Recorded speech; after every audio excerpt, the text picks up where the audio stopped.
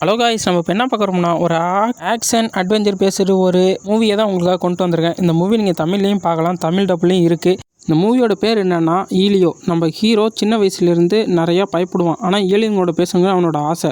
ஏலியன்களை எப்படியாச்சும் பார்த்தாகணும், அவங்கள எப்படியாச்சும் மீட் பண்ணி ஆகணும், அவங்களோட ஃப்ரெண்ட் ஆகணும் அப்படின்னு ஆசைப்பட்டு அவன் முயற்சி எடுக்கிறதில்ல. திடீர்னு ஒரு நாள் சக்ஸஸ் ஆகிடுவான். அந்த முயற்சியில் சக்ஸஸ் ஆகி ஏலியனையும் போய் மீட் பண்ணிடுவான். ஏலியன்ஸை மீட் பண்ணதுக்கப்புறம் அங்கே என்னென்ன அட்வென்ச்சர் எவ்வளோ சாகச மாட்டாங்கிறத இந்த கதை சொல்கிறது. இந்த கதையை வாங்க விரிவாக பார்க்கலாம்.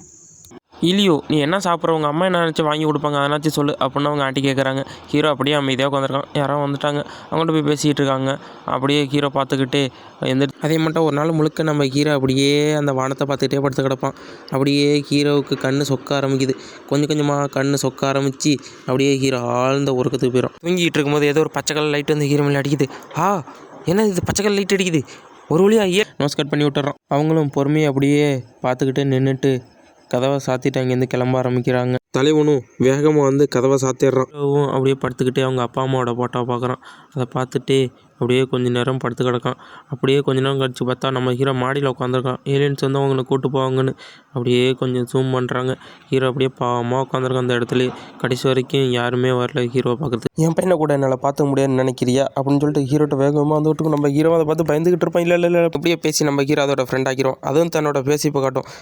இதுதான் அவங்களோட சூட்டா அப்படின்னு ஹீரோ இருக்கும்போது, ஆமாம், ஒரு ஐலாண்ட் வாசியோட சூட்டு இப்படி தான் இருக்கும். ஏன்னா அவங்களோட சாப்பிட்டா நம்ம காட்டினோன்னா அவங்க ரொம்ப சாஃப்டாக இருப்பாங்கன்னு எல்லாம் தெரிஞ்சிடும். அதனால் அவங்க உடம்பு யாரும் வெளில காட்ட மாட்டாங்க. என் சூட்டு எப்படி மாசாக இருக்கா, நான் இது போகிறதுக்கு காத்துக்கிட்டு இருக்கேன் அப்படின்னு அந்த ஏலியன் ஹீரோ பார்த்து சொல்லும். கைதி தப்பிச்சிட்டான் அப்படின்னு எல்லா பக்கமும் அலாரம் அடிக்க ஆரம்பிச்சிடும். நீ யாரு நீ ஒரு அரசியல் துவங்கி சொல்லும்போது, இல்லை நான் ஒரு சின்ன பையன் அப்படின்னு ஹீரோ அதை பார்த்து சொல்லுவான். ஹீரோவும் அந்த டிராகனுக்கு கால் பண்ணுங்க அப்படின்னு சொல்லுவான்.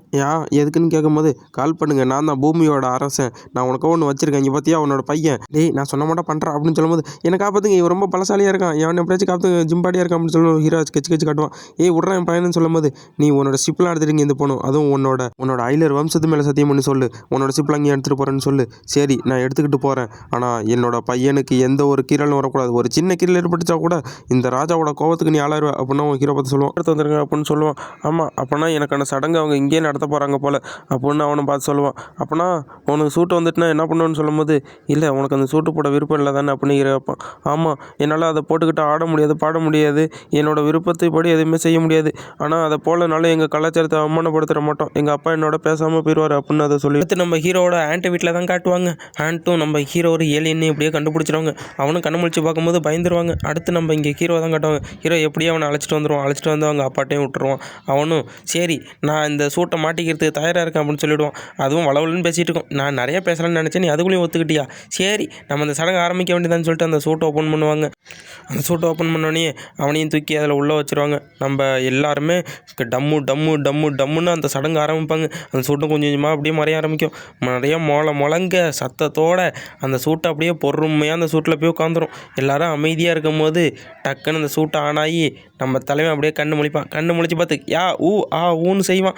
அதெல்லாம் செஞ்சு முடிச்சோன்னே எல்லாருக்கும் அப்போ தான் நிம்மதியாக இருக்கும். சரி அவனோட இடத்துக்கே திருப்பி அனுப்பி விட்ருவாங்க. ஆனால் அங்கே போயிட்டு அவங்க ஆண்டி தனியாக உட்காந்து பேசிட்டு இருக்கிறத பார்த்துட்டு நம்ம ஹீரோவும் அவங்க பக்கத்தில் போவோம்.